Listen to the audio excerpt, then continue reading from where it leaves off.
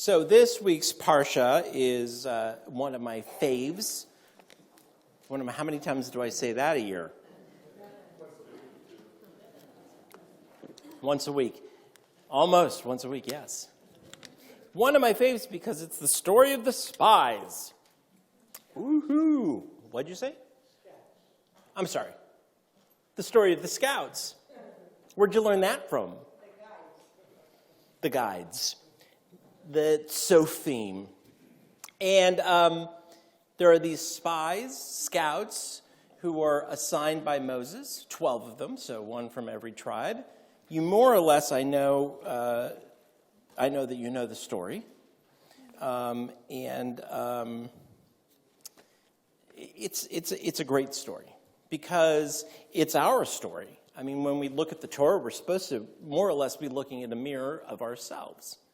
There are those among us who see things and fear things that we don't really know. We can, for example, see yourself in a situation. I'm going to give you a situation that I was in once. Has anyone ever been to an Oakland Raiders game in Oakland? All right. So here's how this goes. So I've been to an Oakland Raiders game in Oakland. The riot police are out with the riot gear. The fans have on black and silver face paint. Now, I know that, football fans are crazy anyway, but they also look like they've been to the gym. I mean, they're like, right? So you've got like a 1-to-1 ratio of cop/military to fan. They're very vocal. And as you walk into the stadium, you think to yourself, wow, why am I here? I mean, did you feel... I've been to Cardinals games before, and it's nothing. I mean, nothing. It's like preschool.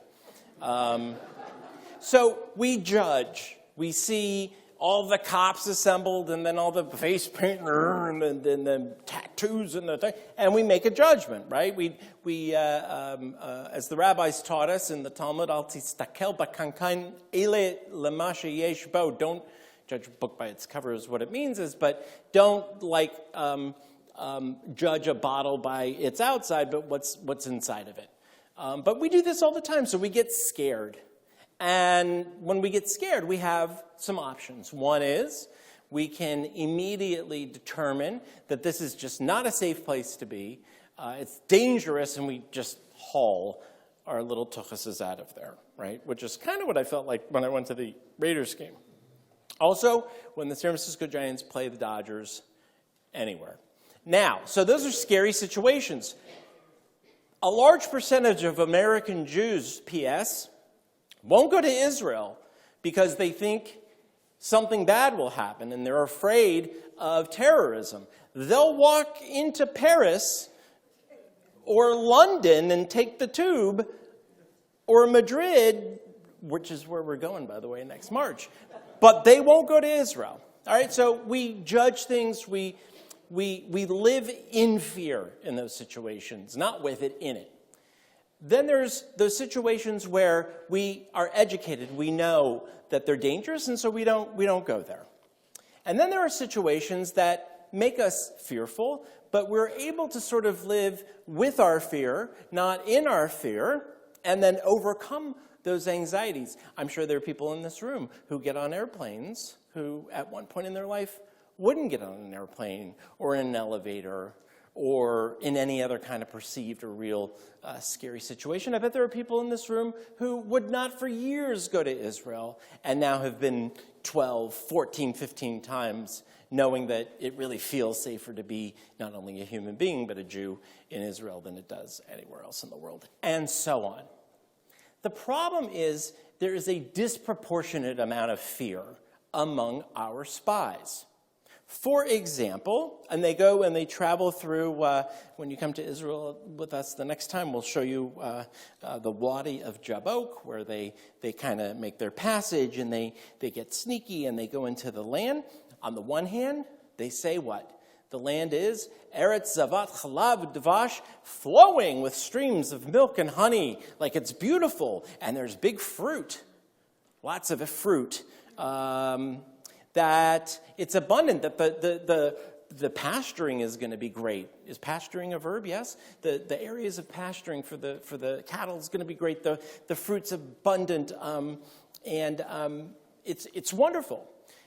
On the other hand, and this is the disproportionate part, on the other hand, they also insist that the people are giants. They call them Nephilim, who cause the hearts of anyone who see them, the second you see them, you collapse, based on their perceived strength of the inhabitants.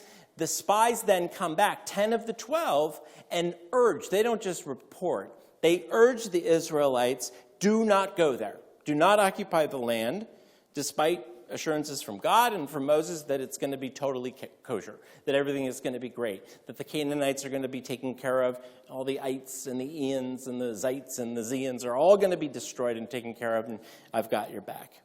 And so 10 of the 12 spies, disproportionate, and this, if anyone knows anything about social impact theory, which is, a fancy way of saying peer pressure and just sort of like, if you've got a group of 10 of 12 being scared, that is going to reflect into a very loud message to those Israelites who did not see the land, that this is a scary place. And there are two spies, as you remember, Caleb and Joshua, who come back and say, we got this.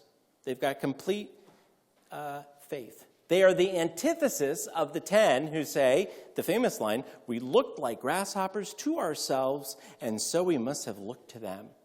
So not only are the people scary and dangerous, and if you look at them the wrong way, they'll stomp on you, but interesting line, we look like grasshoppers. To them, we now also perceive ourselves as grasshoppers. They have very low self-esteem. If you remember last week, we were talking about this too with regard to the Arona Kodesh and then the people complaining right after this beautiful Ark ceremony. This is sort of similar. So the spies who are faced with the sight of fortified cities, armed guards, they look at each other and they imagine, or in the case of 10 of them, lack imagination as to what's going to happen. That is to say, instead of envisioning, this is one of the tools that we know we use to get out of fearful situations. People go through hypnosis for this, or for airlines offer programs to get over flying. Like, you have to envision a successful outcome. To envision a successful outcome, 10 do not. So, what do we do in a situation when 12 individuals, 12 of the tribes, the leaders of the tribes, are seeing the same exact thing, right?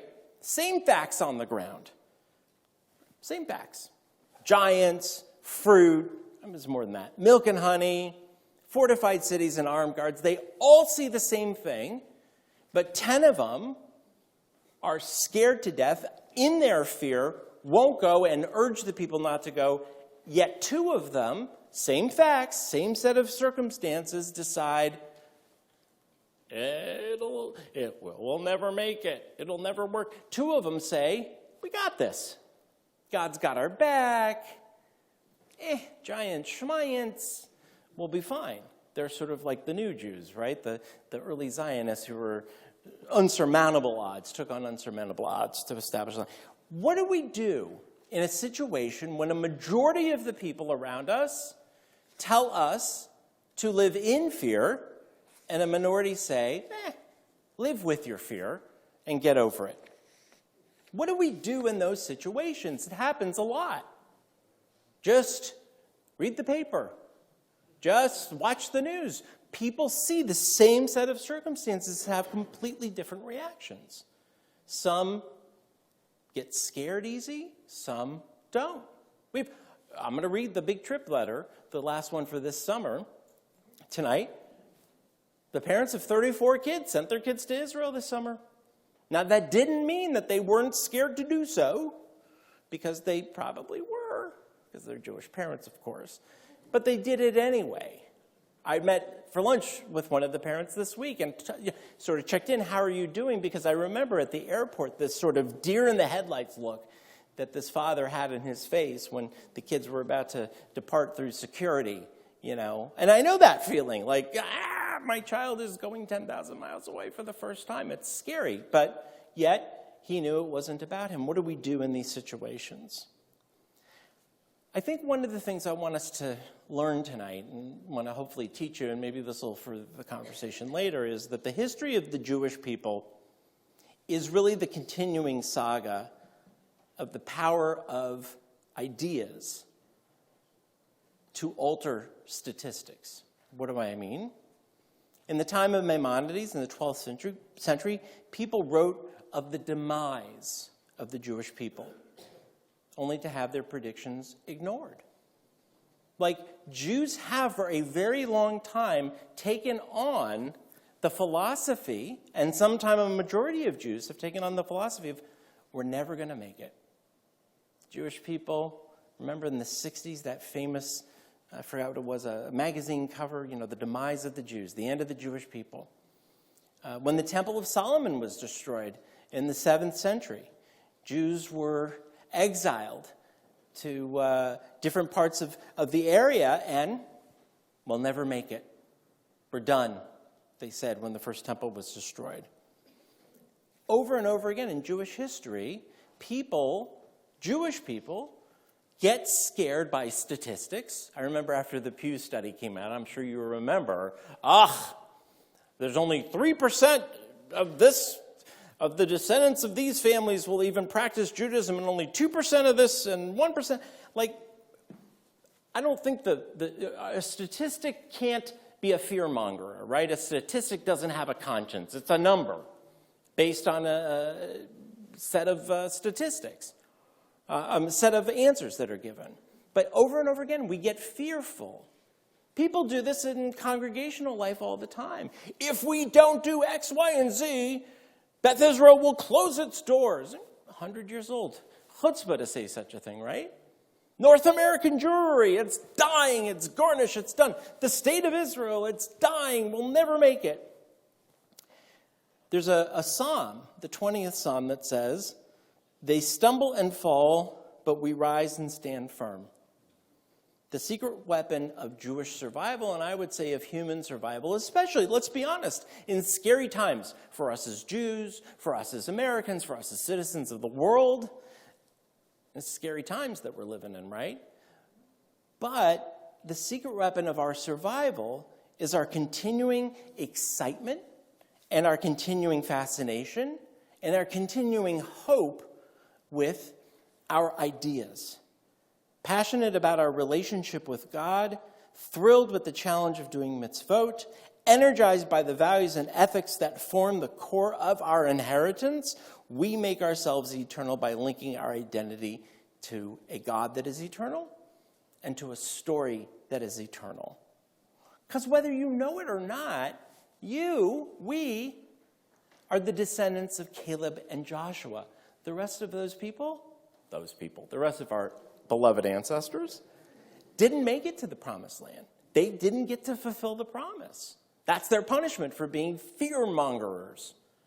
Right? Don't be a fear-mongerer. That's what the Torah teaches us. Don't be a fear-mongerer. It's okay to live with your fears. I get scared sometimes too, believe it or not. I look at the numbers. I see what's happening in North America. I talk to my colleagues about membership rates over the last 10 years, affiliation rates. It can get scary. I can live with that fear, but then I have to do something about it. We have to imagine ideas. We have to move things and progress as a congregation. I remember in 2005, we didn't invent them. I rattled the cage a little bit, and the board and I decided together that we were going to require bar bat mitzvah families to come to services, starting in 4th grade, 6 times a year. Some kids are here now, 13, 14 years later, and there were board members who said, everyone's going to resign their membership and they're going to quit. Why? Because they had to come pray 6 times a year or 7 times a year. But our goal was, anchor yourselves, become part of a community.